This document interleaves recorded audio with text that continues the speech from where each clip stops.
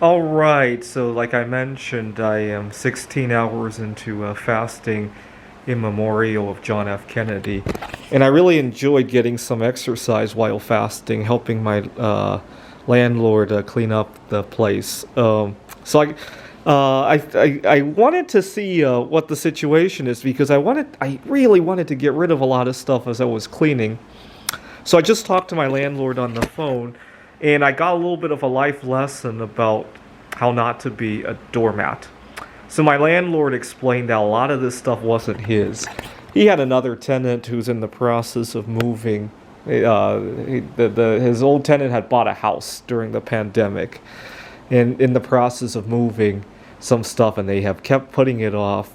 And as I was talking to my landlord, I discovered that the tenant had moved out like 6 months ago. And in the back of my mind, all right, I'm telling my landlord, well, that's very nice of you. But in the back of my mind, I'm thinking to myself, 6 months of being a doormat to this tenant who's privileged enough to buy a house here in the Seattle area. What kind of a doormat are you? That's what I'm thinking in my head. And it dawned on me that I behave that way too, right? My landlord, when I had checked this place out, he had promised to clean out all this stuff. And right now I'm doing it for him just because I want to get some exercise. I mean, I wanted to get the exercise anyway, and I wanted to score some brownie points. The reason I wanted to score the brownie points is that I have ADHD myself, and sometimes I make silly mistakes, right? I want to buy some insurance against, one day I might make a silly mistake, right?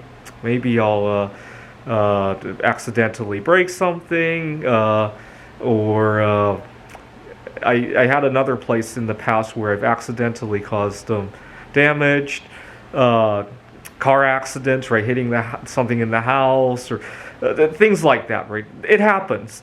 And before that happens, I want to score some points, just in case, right?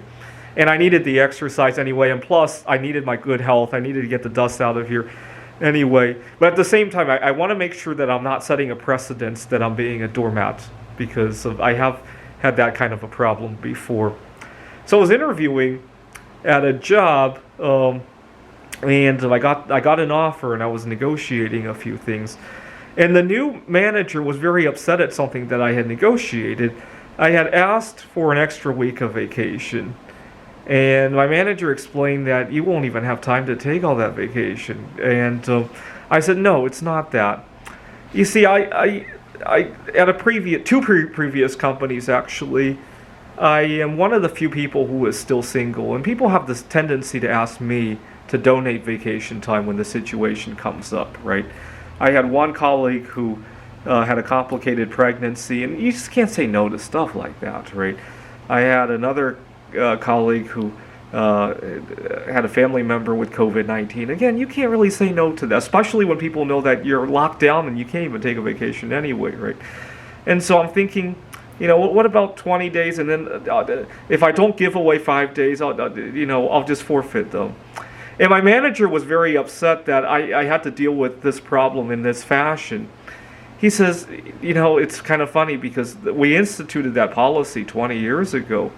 Right after 9/11, we instituted that policy because a lot of people had bereavement problems, social anxiety kind of problems. And we kept it because it wasn't very popular to use, right? He had only seen like 2 people use it in 20 years.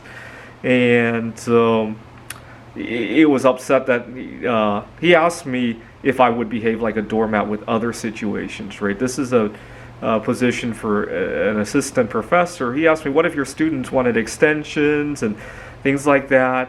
And I told him, in the past I have been a doormat for that kind of stuff, but I caused way too much trouble for my colleagues, so I've kind of reined it in. But the vacation's kind of tricky. You got a colleague who was almost died from giving birth, right? And another colleague who's going through a historic event, and they know you can't go on vacation because you're locked down. It was middle quarantine. How do you say no to those people? I mean, if it's a student who clearly has other priorities besides classwork, yeah, I can probably say no to that. And so my new boss said, why don't you talk to me next time that happens? And And then I talked to my landlord, and he lets a tenant walk over him for 6 months.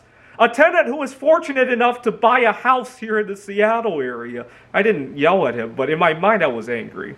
And then I realized I needed to direct that anger to myself.